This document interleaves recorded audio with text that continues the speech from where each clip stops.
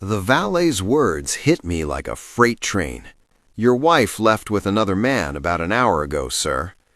I was standing in the hotel lobby, still in my work clothes, holding the anniversary flowers I'd rushed across town to deliver.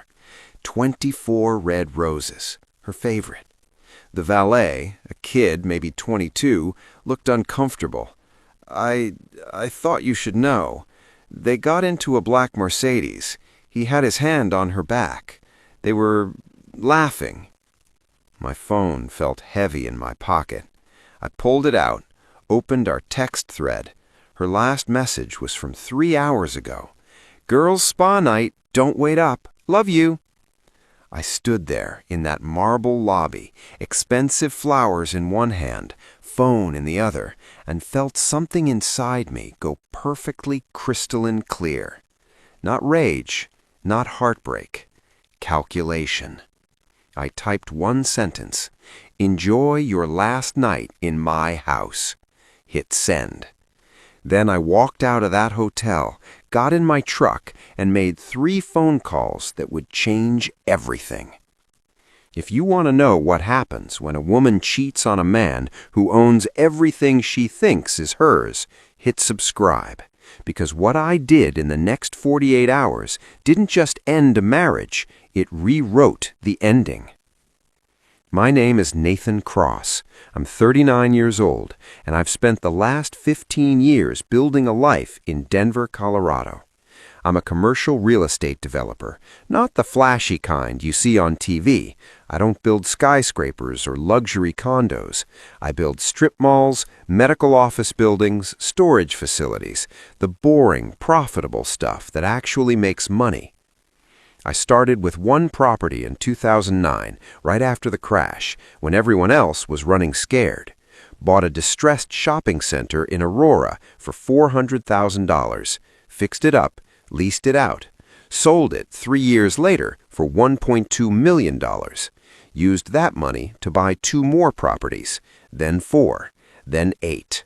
By the time I was 35, I owned 17 commercial properties across the Denver metro area. Total value, approximately $47 million. Annual net income, $3.2 million.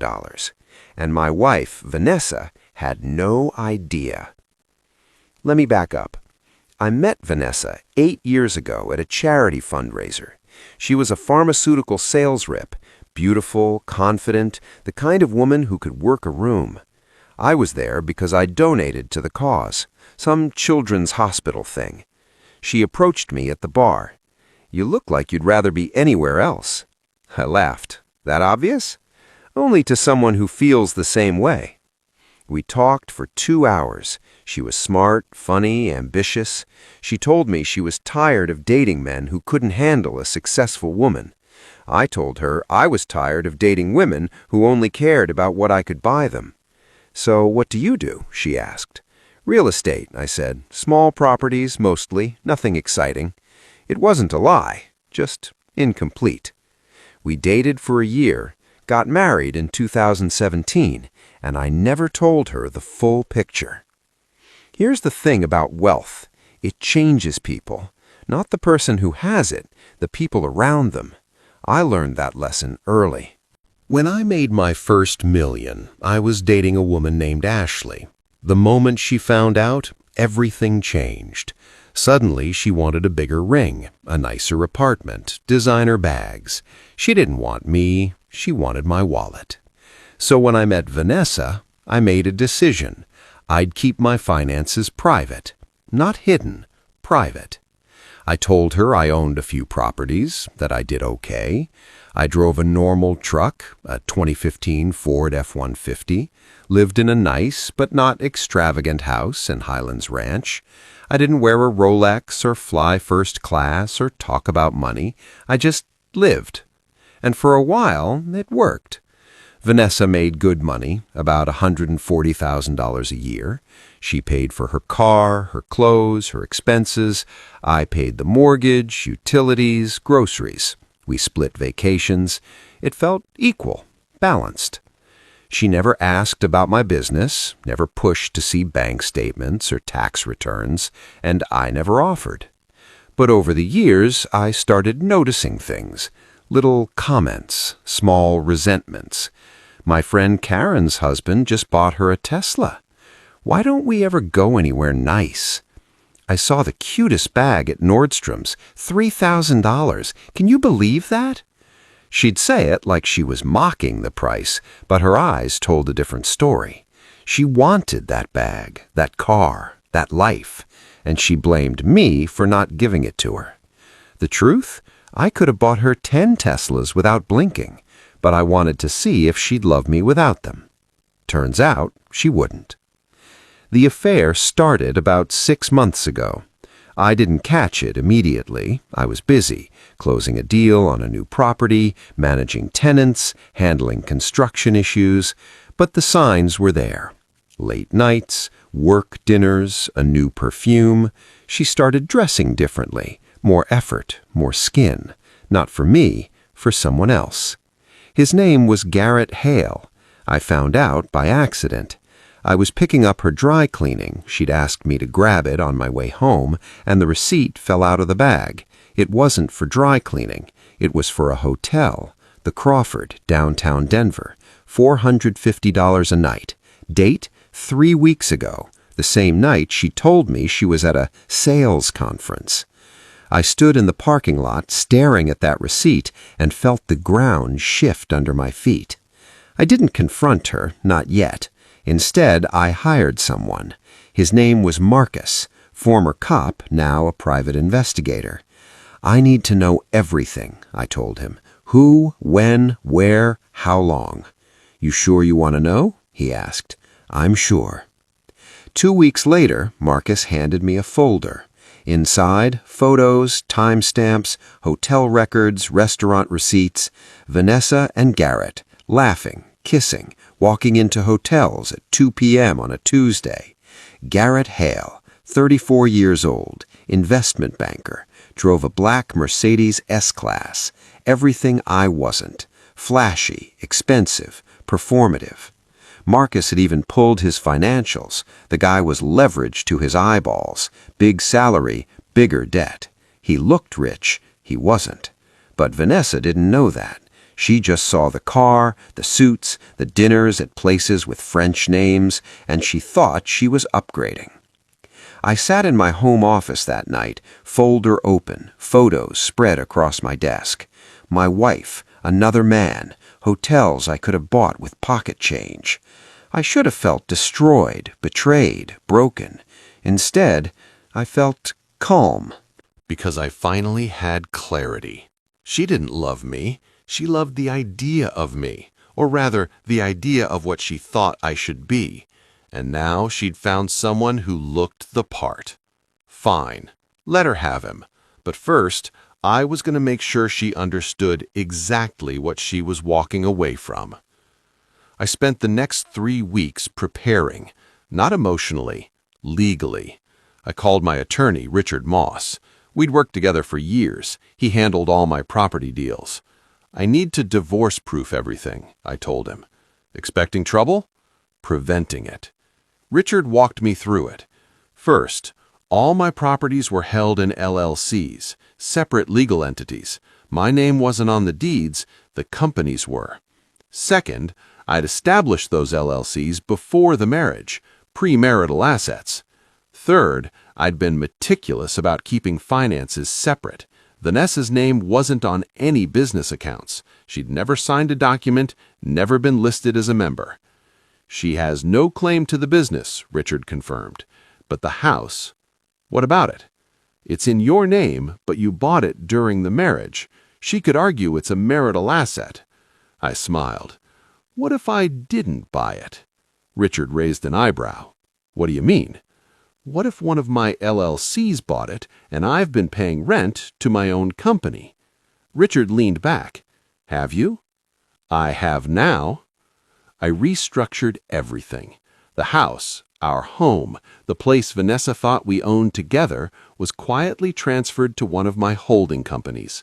I backdated a lease agreement, market rate rent, signed by me as both landlord and tenant. Perfectly legal, perfectly clean.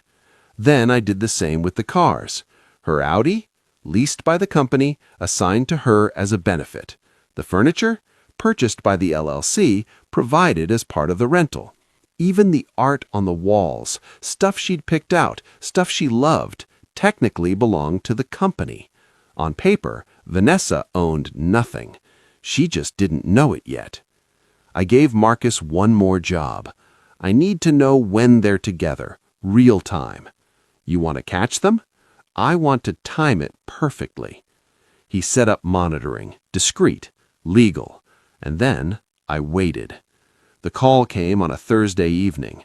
I was at a property site, walking through a new medical building with my project manager. My phone buzzed. Marcus. There at the Crawford, checked in 20 minutes ago, room 1847. I looked at my watch. 6:47 p.m. Thanks, Marcus. I hung up. Turned to my project manager. I need to cut this short. Family emergency. I drove downtown, not to the hotel, to a florist 3 blocks away. Ordered 24 red roses. Our anniversary was in 2 weeks, but I wasn't waiting. Card? The florist asked. No card. I'll deliver them myself.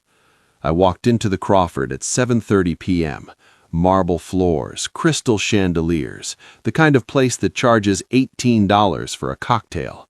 I was still in my work clothes, jeans, boots, a flannel shirt. I looked like I'd wandered in from a construction site, which technically I had. The valet was standing near the entrance, young kid, maybe 22, in a burgundy uniform. I walked up to him. Excuse me, I'm looking for my wife, Vanessa Cross. Have you seen her? His face changed. Uncomfortable, guilty. It's okay, I said calmly. I just need to know if she's here. He swallowed. Your wife left with another man about an hour ago, sir. The words hung in the air. They got into a black Mercedes. He had his hand on her back. They were laughing. I nodded slowly. Thank you for telling me. I'm sorry, sir. Don't be. I stood there for a moment, flowers in hand, and pulled out my phone. Opened my text thread with Vanessa. Her last message, Girls' spa night, don't wait up. Love you. I typed one sentence.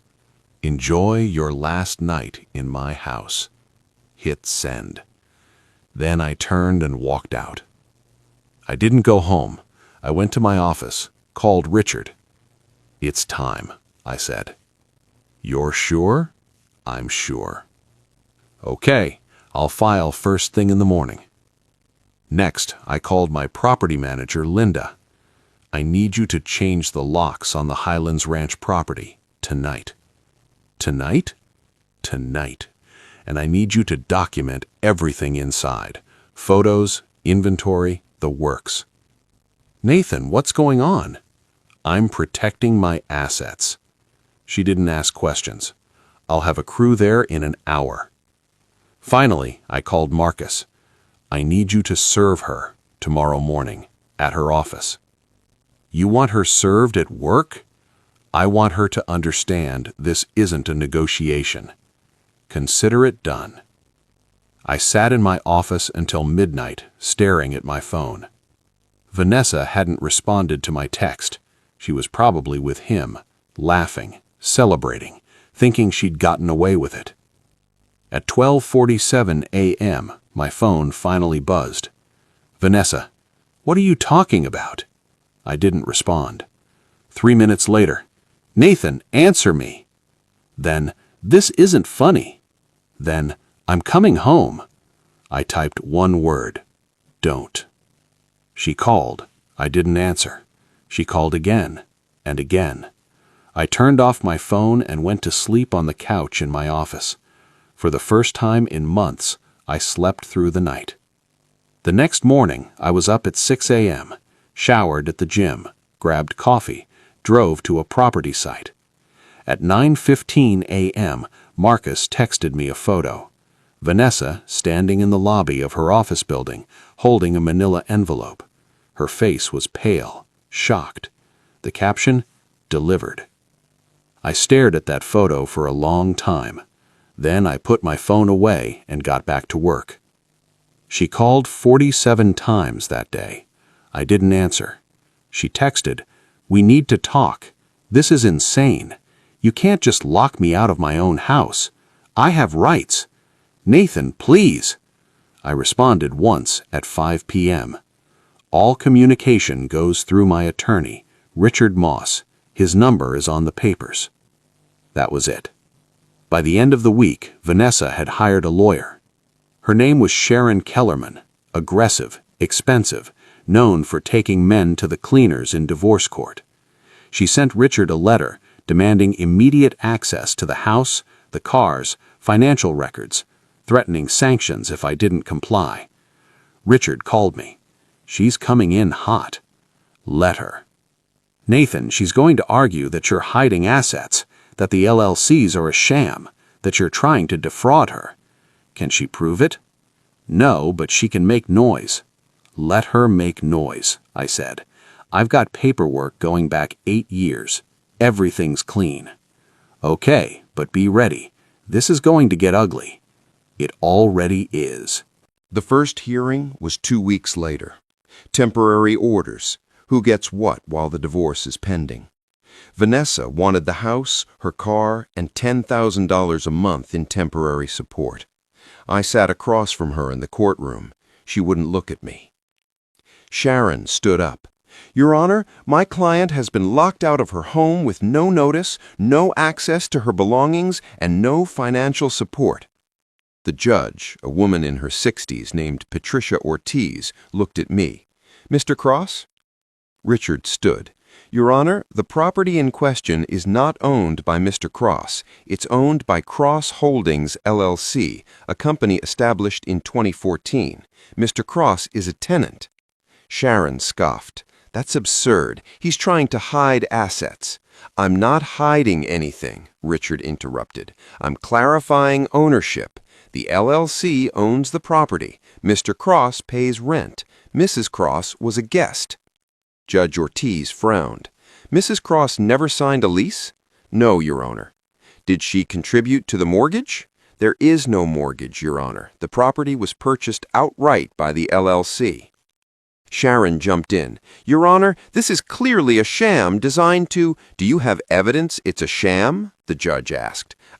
Well, because if the LLC was established before the marriage and Mrs. Cross never held an ownership stake, then it's not a marital asset." Sharon's face tightened. "We'll be filing discovery requests." "You're welcome to," Judge Ortiz said. "But until you can prove otherwise, Mr. Cross is under no obligation to provide access to a property he doesn't own." She turned to me. "Mr. Cross, where is Mrs. Cross currently residing?" "I believe she's staying with a friend, Your Honor." "And her vehicle?" "Also owned by the LLC. It's been returned to the company." Vanessa's head snapped up. "You took my car?" "It wasn't your car," I said calmly. Judge Ortiz banged her gavel. "Enough. Mrs. Cross, you'll need to make your own living arrangements. Mr. Cross, you'll provide a list of Mrs. Cross's personal belongings. She'll have supervised access to retrieve them."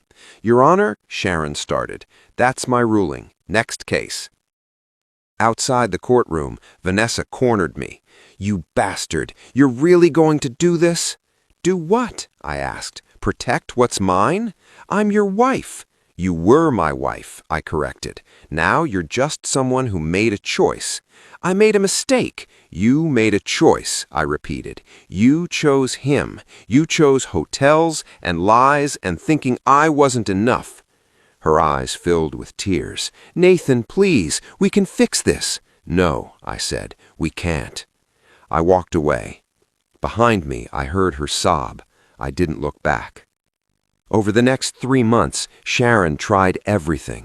She subpoenaed my business records. Richard provided them. Every LLC, every property, every transaction. All clean, all legal, all premarital, or kept separate. She argued that I'd commingled funds. Richard showed that I'd kept meticulous records. Every personal expense paid from personal accounts, every business expense from business accounts. She tried to claim I'd used marital funds to grow the business. Richard showed that the business had grown through reinvestment of its own profits. She demanded a forensic accountant. The accountant confirmed everything Richard had said. At every turn, Sharon hit a wall, because I'd built those walls carefully, deliberately, not to hurt Vanessa, to protect what I'd built. 4 months after I filed, we were back in court. Final hearing. Sharon made one last push. Your Honor, my client has been married to Mr. Cross for 8 years. She supported him emotionally, maintained their home, contributed to their life together.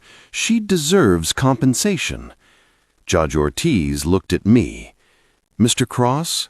Richard stood. Your Honor, Mrs. Cross earned $140,000 annually during the marriage. She maintained her own career, her own finances. She was never dependent on Mr. Cross. She lived in his house. She lived in a house owned by his company, Richard corrected, rent-free as a courtesy. She drove a car he provided, a company car assigned as a benefit. Sharon's voice rose. Your Honor, he's playing games. I'm following the law, Richard said calmly. Mrs. Cross is entitled to half of the marital assets, but Mr. Cross's business is not a marital asset. Judge Ortiz reviewed the file, flipped through pages, sighed. I agree, she said finally. Sharon's face fell. Mrs. Cross is entitled to half of the joint accounts, which total approximately $40,000. She's entitled to her personal belongings, her retirement account, and her vehicle, which she'll need to purchase or lease independently. She looked at Vanessa. Mrs. Cross, I understand you're disappointed, but the law is clear. Assets established before the marriage, kept separate during the marriage, are not subject to division. Vanessa's voice was small. That's it? That's it. The gavel fell. Outside, Vanessa stood on the courthouse steps, looking lost. I walked past her, stopped. For what it's worth, I said, I would have given you everything if you'd just been honest. She looked up at me, mascara streaked. I didn't know. You didn't ask, I said. You just assumed I wasn't enough. I handed her an envelope. What's this? A check, $50,000. It's not required. It's not part of the settlement. It's just so you can get on your feet. She stared at it. Why? Because I'm not doing this to destroy you. I'm doing it to protect myself. I walked away. That was the last time I saw her. 6 months later, I sold one of my properties for $8 million. Used the profit to buy a penthouse in downtown Denver. Floor-to-ceiling windows, view of the mountains. I didn't buy it to show off. I bought it because I finally could, because I wasn't hiding anymore. I started dating again, slowly, carefully. I met a woman named Claire. She's a teacher, makes $52,000 a year. She drives a Honda, clips coupons, thinks $100 dinners are extravagant.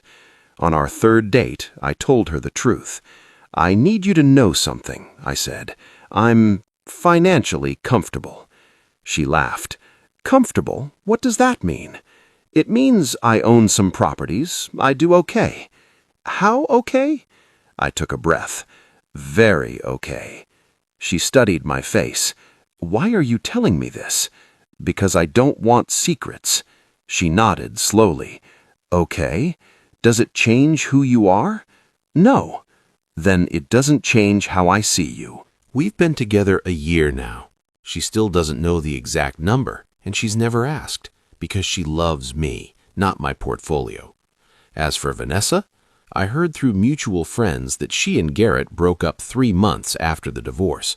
Turns out his lifestyle was funded by credit cards and loans.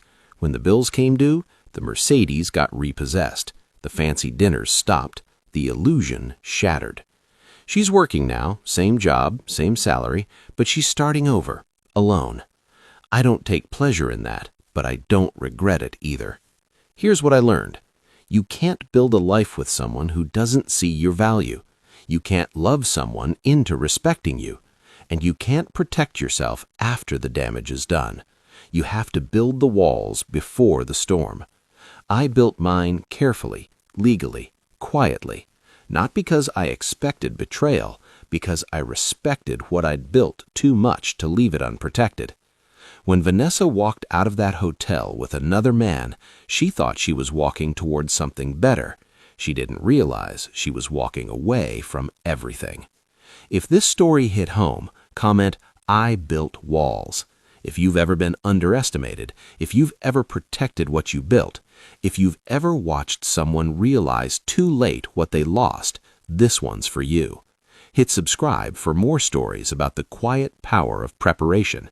Because the best revenge isn't showing them what they lost, it's being so well protected that losing you was their only option.